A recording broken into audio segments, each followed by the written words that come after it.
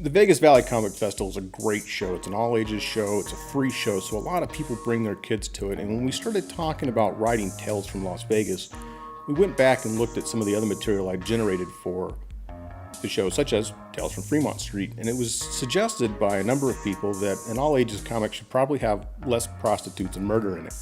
That's not easy to do when you write a story about Las Vegas. As much as this town has provided for a lot of people, it's a very adult town.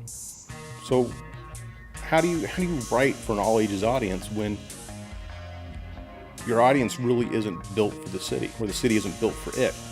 And so what we did was we put it under the city and largely eliminated the city as a setting. And in a number of the first drafts, the city featured largely in the background. Prominent sites and buildings were featured.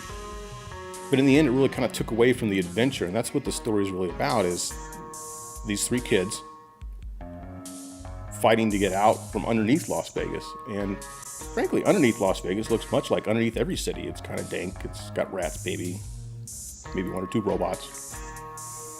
It's a surprising amount of robots under a lot of cities. But the challenge is presenting action and adventure in a way that's not graphically violent. It's not specifically directed at an adult audience. It's tough to balance action and compelling adventure and keep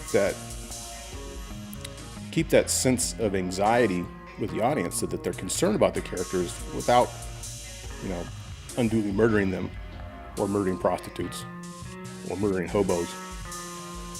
But it can be done. Largely, it requires robots. This book's going to be printed, which is exciting because most of my stories aren't.